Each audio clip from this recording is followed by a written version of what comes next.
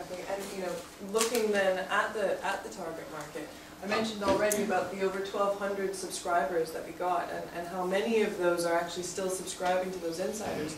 But what we're finding is that the engagement that's still happening with them on Facebook, it's achieved the overall objective that we set out for ourselves was to make a prospective student feel like they already had an older brother or an older sister or a cousin attending Cardiff University. Because right at the early planning stages of the campaign, we ran focus groups with students, very quickly assembled focus groups with students to find out some of the reasons, the triggers that got them to go to Cardiff over other places.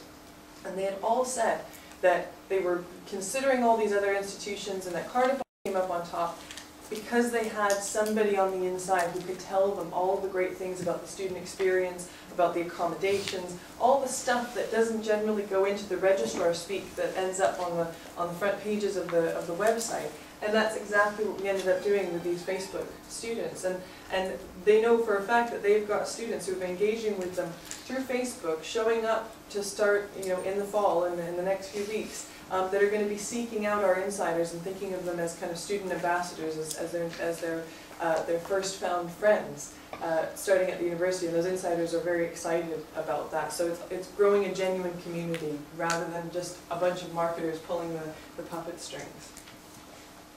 And it's now our permanent brand. So Pride has become, oh, we'll go back to that one, sorry, first of all, yeah, sorry. Did it work in terms of the numbers? We said at the beginning, what do we want to do? Well, the national decline on applications was 7%, ours was 4%. And it was much better, it was above our Russell Group, above the Russell Group average as well, much better than a lot of our contemporaries in the Russell Group. And that was despite the fact that we thought we'd be hit harder. So on a numbers basis, yes, I think it did it. It did raise a lot of awareness. But I'd have to remind you, we were quite late going into this. As Lindsay said, I had a lot of trouble getting budget for doing it, which meant we weren't targeting applications as such, but we were targeting conversions more. We were late going into the application cycle. We did target some, but we were late going in. But overall, we were pleased with where we were, and we retained good numbers. And then, all of it, yes, it's our permanent undergraduate recruitment brand now. We've taken it into our own website. Precedent hosted the website for us at first because we didn't have the flexibility to do it as quickly as we needed to turn it around at first. And it helped us get that separateness to it and our ability to kind of see it as something different. We've now thrived our own internal website for prospective students. It has a similar look and feel. And we're still retaining that kind of separateness of student voice in certain parts of it that they can get to. But I think the thing that I'm probably most pleased about is the schools are all on board. And I've actually got that shift in awareness of the need to do this, engagement with the centre about doing it. So it's very much a collaborative thing between us and between my kind of teams and the academic schools now about making it happen. And a real recognition, I think, amongst the schools that marketing is a professional activity. And an admissions tutor can't just do it on the side with some things that he's designed on his laptop, okay? So we've got them on board for that. And one of the other lovely things it's done is injected some humour into what we do at the university, because we've become rather po-faced about everything that we're doing, a bit worried about telling a joke or having a bit of humour about what we do. And here's some shots from our open day, including our dragon. Our dragon was the idea of one of our graduate trainees who's worked on the campaign, and I think that's one of the other things I'd say to you from internally, is that I put my two youngest, freshest, newest members of staff to work this campaign. Two graduate interns, one she graduated in July and started working for us in September. The other had been president of our Students' Union and then became my graduate trainees, so he had a bit more kind of background. But Jess and Ollie, our two graduate trainees who ran this, were just fantastic, because they were so close to the market. They understood that market. They had friends, brothers, sisters still around in that market. Dragon was Ollie's idea.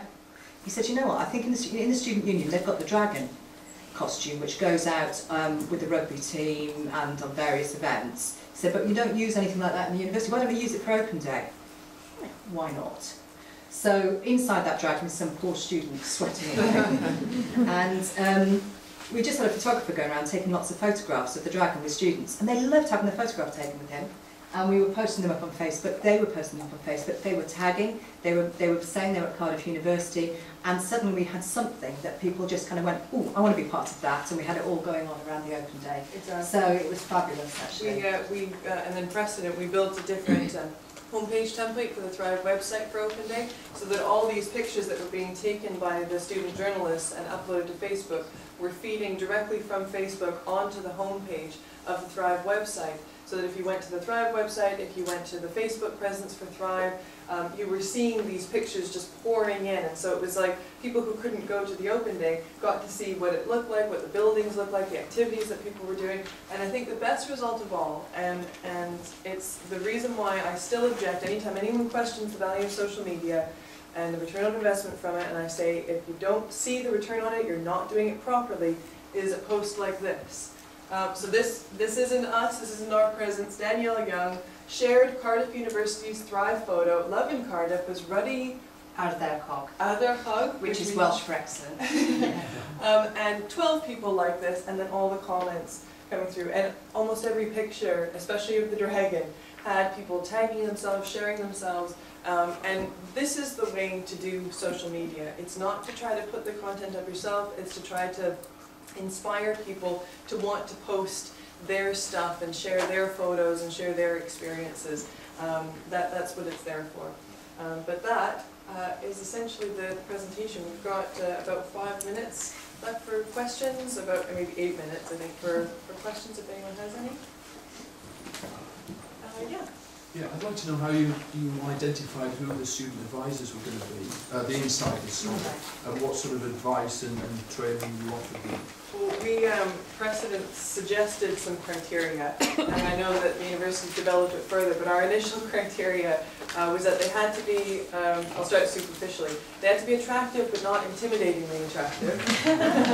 They had to be men and boys and girls, and from a mix of different backgrounds, but the things that they were interested in, that was going to be more important. Whether they were studying math or science and stuff, you know, yeah, we need a good spread of the subjects that they're interested in, but more importantly, is one of them in the astronomy club, and is one of them a racquetball player, and is one of them, you know, so we wanted, because one of the things that Cardiff had a really hard time showing was the breadth of its social activities.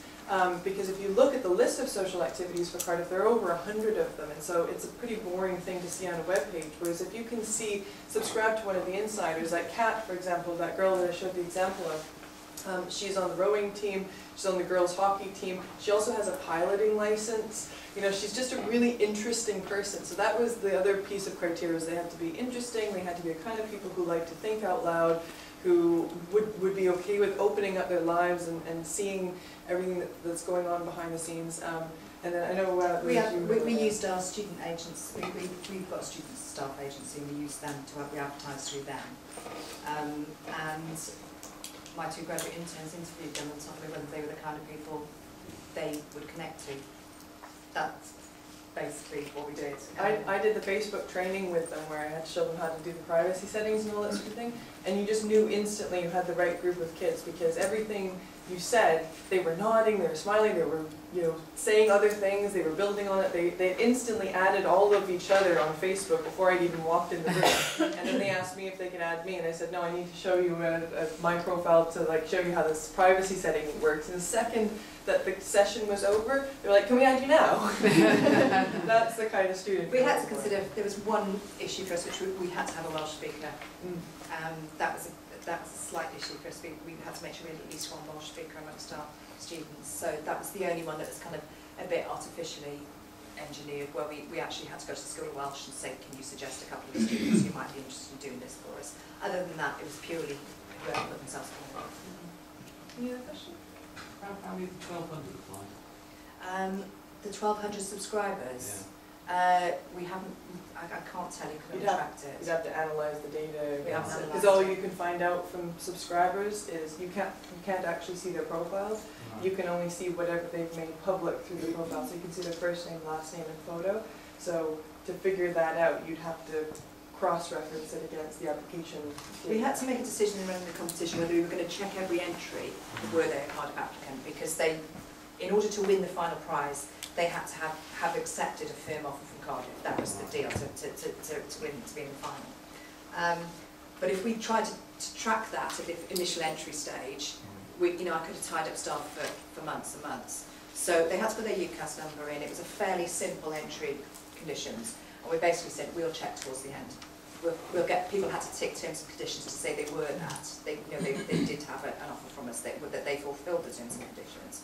And then we checked when we got down to our final. I think we checked on our last 100. When we were down to our last 100 that they were all kosher. Sorry, obvious question. How many entries into the competition was this?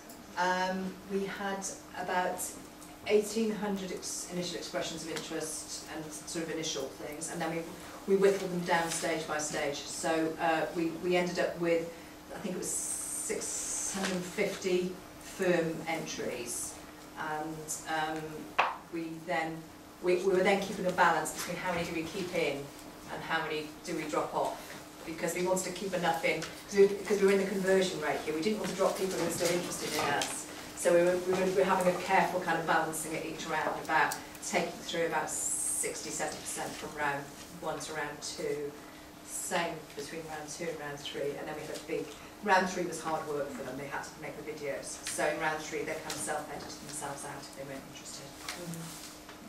If you were trying to keep them in from a conversion perspective, presumably then you had a whole communications Going on challenge with them when you dropped them. How did you Yeah. manage that? We went, when we dropped them, if they hadn't been successful, we had to be sensible, If they hadn't been successful, we went back to each of, we communicated with each of them individually. Those that weren't successful, we thanked them for having taken part and showing the interest, hope they continue to show an interest, and we sent them a USB stick. And they all got really excited about their USB sticks. They did, and they posted about it on the student rooms. That was the funniest thing. We were doing buzz monitoring at the time of the campaign, so we were scanning the, Precedent, we're scanning the internet to find out where comments were cropping up about Thrive and about the activities. And when those USB sticks started going out, we were seeing all of these posts on the student rooms of like, oh, I didn't get through, but check out this sweet USB stick. So it's funny how you give them something. We gave them something, and we communicated them with them in a way which we hoped would show our appreciation that they'd taken part and try to engage them to keep following the competition. Just as the next step, for want of a better phrase, you now have an asset in terms of the winner of the scholarship. Yeah. How do you propose to use that person more? How they fit into the general strategy and Thrive, etc.? Yeah. Well, we've got 6 assets actually. We've got the winner overall, who is a tremendous young man called Chris Nation, who's coming to do law with us this September. But we've got the other 5 finalists as well, who were fabulous contestants, each of them, and each of them has something quite different about them, which we will build on. We're asking all of them to become insiders for the coming year. They're all going to be insiders this coming year. Their first week with us, they're coming in for lunch with my team. And we're going to talk to them about what they'd be interested in doing and how they would work with us. So we will use them, and we said that to them and they were hugely enthusiastic about it. And when I said to them, oh, and we pay you for what you do, as we pay our insiders, they were stunned that we wanted to pay them as well. I thought, this is all right. I could have saved a bit on the budget there, but no, they were very happy about being involved, and they are fabulous advocates for us, as are their families.